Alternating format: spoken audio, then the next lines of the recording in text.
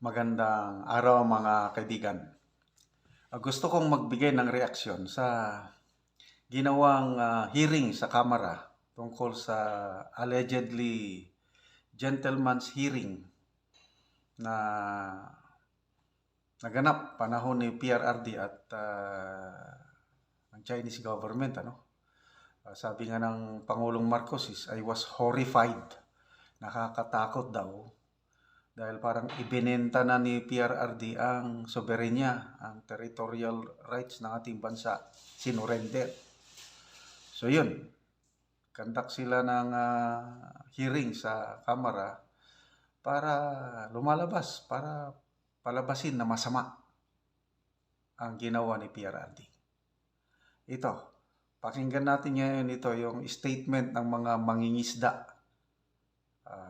I think galing ito sa Zambales. Nako, bigla naging bida po si PRRD at naging kontrabida si President Marcos. Panoorin natin ito. Meron lang po akong katunungan. Lahat po ng testimonya ninyo, alam na po natin na sa pagkangayon ay talagang mahirap ang kalagayan ninyo.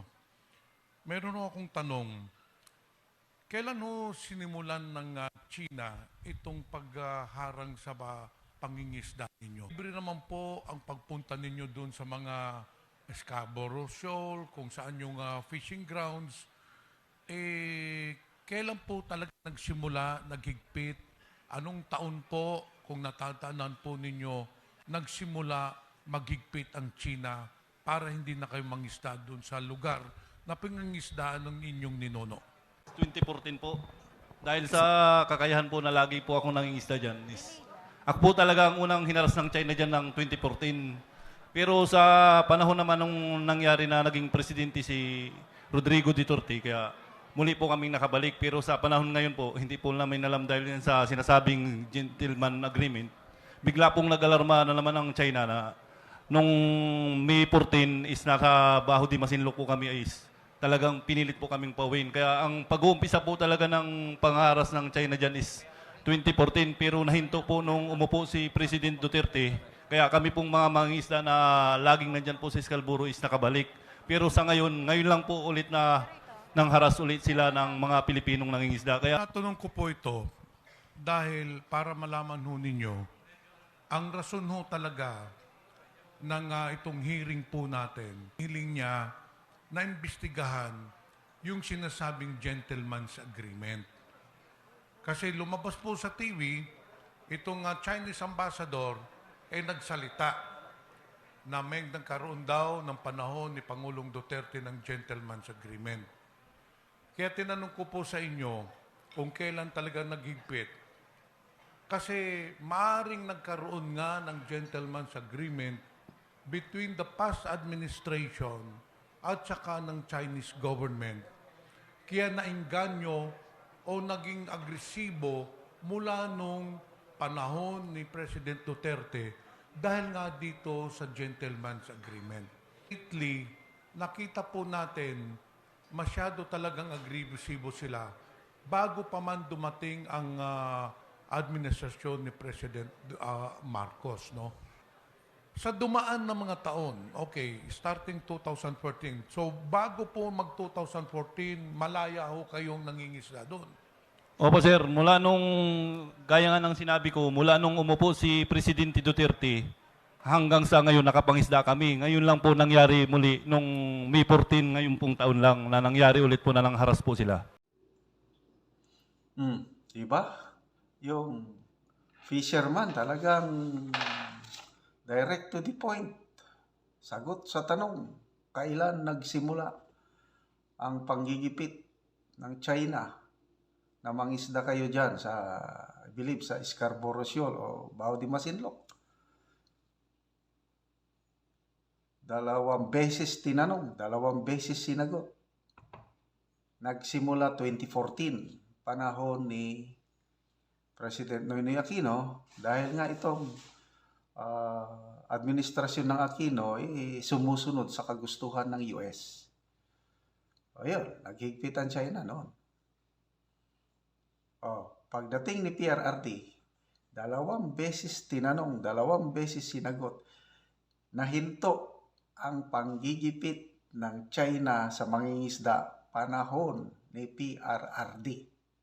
Very clear, di ba? Oh, sino ang bida? Di si PRRD. Tama yung ginawa niya. Nakatulong sa mga mangingisda. Oh, pag alis ni PRRD, ito na. Dahil matapang kunuhay ang presidente. Dumikit sa US. Initsapera niya ang China. O, ano ngayon sabi ng mangingisda? Ngayon lang nagsimula ulit. Ginipit sila ng China nung wala na si PRRD at umupo itong matapang na presidente. Oh, sino ang bida? Sino ang kontrabida sa mata ng mga mangingisda? Yung soberenya na yan, yung territorial rights, hindi masyadong pinapansin ng mga mangingisda kasi ano yan, ang kabuhayan nila ang nakataya, may mga anak yan, kumakain, mag-aaral, may mga pangangailangan, kailangan nilang makapangisda. So, to me, natuwa ako at narinig ko yung ganyang statement ng mga fishermen na talagang tama yung diskarte ni PRRD noon. Kung yung gentleman's agreement na sinasabi is sundin lang ang status quo. Kung ano ang nandun na, panahon ni Noynoy Aquino, ang kasunduan is yung BRP Sierra Madre, pwedeng mag-resupply ng pagkain, tubig at iba pa. Huwag lang construction materials. Yun ang status quo panahon ni Noynoy Aquino. Kinumpirma yan ng nina General Esperon, nina Executive Secretary Medaldea, na ganun nga lang. Para tumahimik, diplomasya ang ginamit ni PRRD, hindi niya masyadong ginamit yung panalo natin sa arbitration court na atin talaga yung territorial rights nandun sa atin. Kaya lang, hindi niya ipinilit kasi nga gusto niyang humupa ang tension kasi mataas na ang tension between the Chinese government and Philippine government panahon ni President Aquino. Maalala ko noon yan, pinagbawalan yung mga mangingisda. Isa pa, in-stop ng China yung export natin ng mga prutas. Pinya, saging, ano pa. In-stop ng China.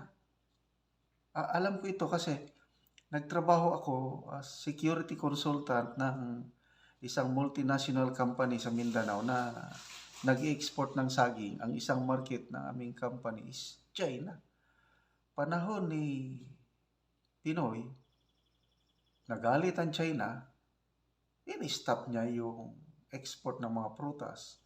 Kaya namroblema yung banana and pineapple industry during this time dahil yun, rest back ng China. Economic sanction, parang gano'n. Nung umupo si PRRD, marunong, yun, pagkaibigan sa China at sinunod lang niya kung ano yung dati as is where is, status ko nga. Masama ba yun? Wala namang na-surrender na territorial rights ng ating bansa or soberenya. Wala mang nawala na teritoryo natin. Masama ba yun? Inaamin nga ni President Digong, yes, natakot kami, sabi niya. Hindi kami nagdala ng construction materials. Kasi ayoko makipagyera. Gusto ko lang kapayapaan. Inaamin niya. Challenge niya ngayon ang administrasyon ni PBBM. Sige, kung matapang ka, magdala ka ng construction materials. Nagdala na ba? I think wala pa naman. Na itong administrasyong ito, grabe ang dikit yung paniniwala sa ironclad commitment ng US na kung may mamamatay na isang Pilipino soldier sa West Philippine Sea, i-invoke niya na ang Mutual Defense Treaty. Ay, grabe. Sinong presidente o sinong bansa, anong bansa na makipaggera sa isang superpower just because of the death of one Filipino soldier? I don't think so. Hindi ata naiintindihan ng Pangulo yung Mutual Defense Treaty na bago sumabak sa giyera ang US, invoking the Mutual Defense Treaty, dadaan muna sa US Congress. Dapat matuto itong Marcos Jr. yung statement ng tatay niya noong 1982. Pag state visit ni Marcos Sr. sa US, tinanong siya ng media tungkol dyan. Sabi niya, while you are still deliberating in your Congress, we the Filipinos are now dying in a war dahil matagal kayong mag-respond. Yan ang Mutual Defense Treaty. Nakita ng Marcos Sr. ang defect ng Mutual Defense Treaty na panahon ni PRRD gustong i-review. Kailang hindi na nagmaterialize kasi alkansi disadvantageous tayo sa Mutual Defense Treaty na yan ng ating Pangulo. Iyon na lang ang inaasahan niya, yung Mutual Defense Treaty. Sige ngayon. Magtapang-tapangan kayo. Anong resulta ngayon sa mga mangingisda? Di kawawa sila. So, sana open your eyes na walang masamang ginawa ni PRRD as far as I'm concerned, nakatulong sa mga mangingisda. Dahil walang nangharas masyado sa kanila sa pangingisda panahon niya. Sa kaya ang bida sa